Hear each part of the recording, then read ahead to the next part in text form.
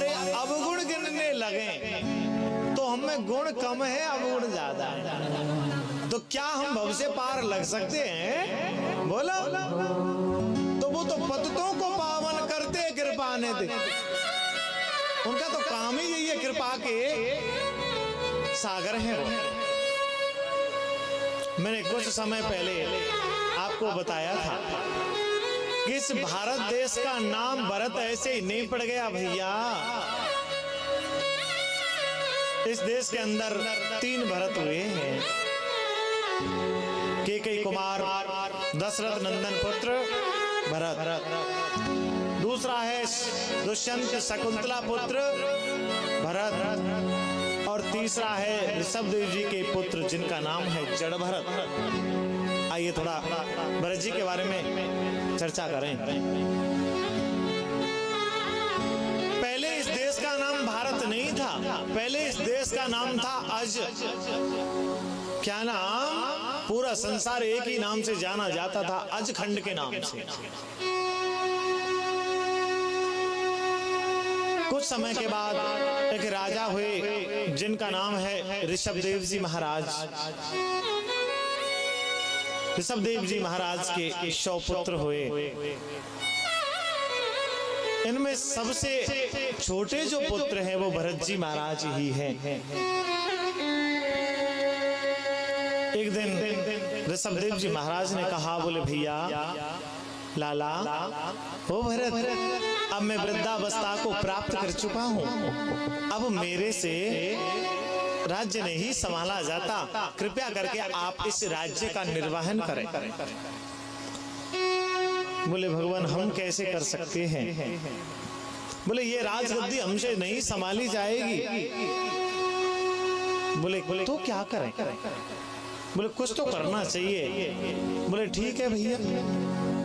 कुछ समय के बाद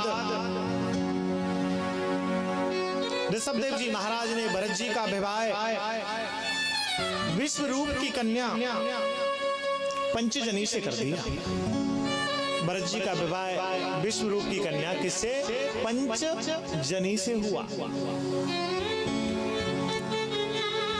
कुछ समय के बाद इन पर 5 पुत्र हुए जिनके नाम हैं सुमति, राष्ट्रभृत, सुदर्शन, आवरण और धूम्रकेतु। एक बात बताऊं, चाह गई चिंता गई मनवा बेपरवाह है, और जिसको कछु ना चाहिए सो ही शहंशाह है। जिसके जीवन में चाहत होने लग गई और चिंताएं आने लग गई, उसका जीवन में कुछ हो नहीं सकता। और जिसके जीवन में चिंता नहीं है और चाहत नहीं है, वो शहंशाह मानो, सबसे बड़ा शहंशाह। थोड़ा एक कथा याद है, मैं जब हिस्ट्री पढ़ता था तो हिस्ट्री के अंदर बड़ा सुंदर उल्लेख मिलता है। बोले किसका? कि इस संसार को विश्व विजेता महान सिकंदर के लिए कहा जाता है। सिकंदर ने पूरे संसार को जीत लिया। अब सोचो, जिस आदमी ने संसार को जीत लिया तो क्या वो पावरफुल नहीं है? बोलो। जब सिकंदर की मौत नजदीक आने लगी तो सिकंदर के मन में एक विचार आया। बोले क्या? बोले भैया मैं विश्व विजेता हूं, बड़ी अच्छी बात है, मैंने संसार को जीत लिया है, लेकिन मैं आपसे एक बात कहना चाहता हूं। बोले बोलो तो सही। बोले बात क्या है? सभी मंत्रियों को बुला लिया अपने पास और कहा, बोले देखो अभी मेरे मरने का पैगाम आ चुका है, लेकिन मैं तुमसे एक निवेदन करना चाहता हूं। बोले क्या? मेरे जीवन में जितनी भी धन संपत्ति कमाई है, मरने के बाद उसे रास्ते पर बिछा देना। क्या बात? और दूसरी बात, जब मैं मर जाऊं, जब तुम मुझे जनाजे में लेकर के जाओ तो कृपया करके मेरे हाथ जनाजे से बाहर निकाल देना। बोले क्यों भगवान? क्योंकि जब तुम जनाजे से मेरे हाथ बाहर निकालोगे तो संसार के लोग देखेंगे और कहेंगे कि ये वही सिकंदर महान है जिसने पूरे संसार को जीत लिया। आज देखो खाली हाथ, क्या है कुछ बोले सोने और जेवरात जितने भी हैं उसको जमीन पर बिछवा देना। बोले क्यों? बोले जब तुम मेरे जनाजे को लेकर के जाओगे तो संसार के लोग कहेंगे बोले माया क्यों बिछवाई, सोना चांदी क्यों बिछवाया? क्योंकि लोग समझेंगे जितनी धन संपत्ति वैभव लक्ष्मी कमाई, आज देखो तो सही लोगों के द्वारा कैसे पैरों से रौंदी जा रही है। तो माया ऐसी नागनी जगत रही लिपटा है, तो माया है ही ऐसी। इसीलिए तो मैं तुम्हें बोलता हूँ, चाह गई चिंता गई मनवा बेपरवाह, और जिसको कछु ना चाहिए सोई सैन। हाँ, कुछ समय के बाद में अपना राज छोड़ करके भरत जी महाराज जंगल के लिए तपस्या करने के लिए निकल गए।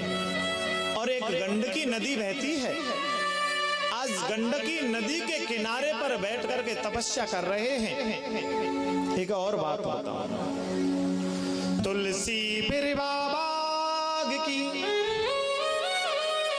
सींचत ही मुरझाए, राम भरोसे जो रहे पर्वत पर हरिया।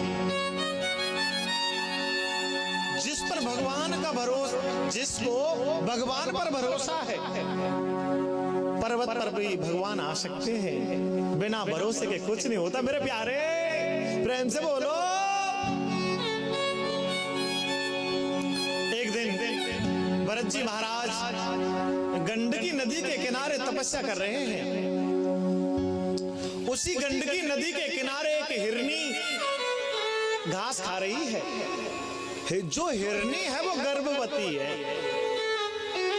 अब क्या हुआ, हिरनी चरते चरते चरते चरते गंडकी नदी के पास में आ गई। पीछे से ना जाने कहां से कोई शेर आ गया और गर्जना करने लगा। जैसे ही गर्जना करी तो हिरनी तो घबरा गई। देखो साहब एक बात बताओ, मौत से किसको डर नहीं लगता बताओ? रिश्तेदारी सबकी है मौत से। आज नहीं तो कल मेरी बारी। मौत की सबकी, मौत से सबके रिश्ते। तो घबरा। उसने क्या किया? बोले बोले मैं मर जाऊं, मुझे मेरी परवाह नहीं है, लेकिन मेरे पेट के अंदर जो बच्चा पल रहा है वो नहीं मरना चाहिए। हिरनी ने छलांग लगाई, गंडकी नदी को पार करना चाहती थी। गंडकी नदी को तो पार कर गई, लेकिन पेट के अंदर जो बच्चा था वो स्खलित हो गया और नदी में बहता हुआ जा रहा है। कुछ समय के बाद देखा, बोले मेरे पेट के अंदर तो बच्चा ही नहीं है। तो आज हिरनी का दम निकल गया। अब क्या हुआ प्यारे, जब दम निकल गया और हिरनी का जो बच्चा है वो बहता हुआ जा रहा है। आगे चलकर के गंडकी नदी के किनारे ही भरत जी महाराज तपस्या कर रहे हैं। जैसे ही तपस्या खुली तो बहते हुए उस छोटे से शावक को देखा, बच्चे को देखा तो रहा नहीं गया। भरत जी ने धड़ाम से कूद गए गंडकी नदी में और उस बच्चे को पकड़ लिया और अंक से हृदय से लगा लिया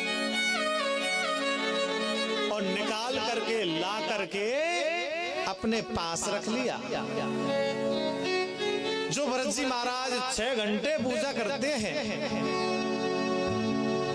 20 घंटे पूजा करते हैं, आज वही भरत जी महाराज उस मृग के बच्चे के पालन पोषण में लगे रहते हैं और उस बच्चे का नाम रखा है मृग छोना। अगर भरत जी महाराज की आंखों से वो हिरनी का बच्चा इधर उधर होता तो हाय मेरा मृग छोना, हाय मेरा मृग छोना भूल गए, अब तो पूजा पाठ, अब तो मृग छोना दिखे। एक बार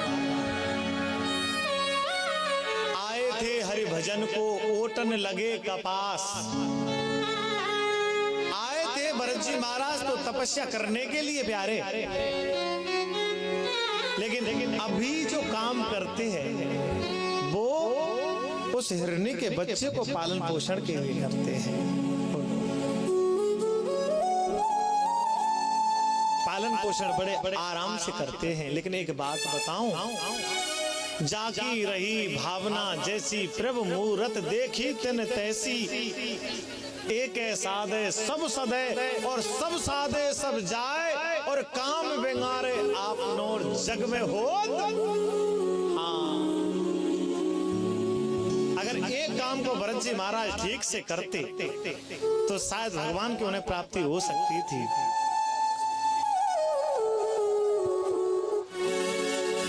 मेरी भक्ति में लग गयो दागरी, ऐसो हिरन मैंने पारो रे। मेरी भक्ति में लग गयो दागरी, ऐसो हिरन मैंने पारो रे। मेरी भक्ति में लग गयो दागरी, ऐसो हिरन मैंने पालो।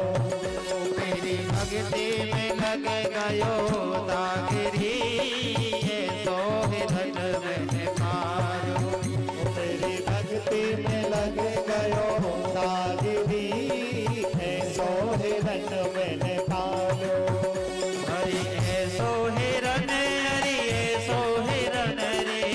ऐसो हिरन री, ऐसो हिरन री, ऐसो हिरन रे, ऐसो हिरन रे।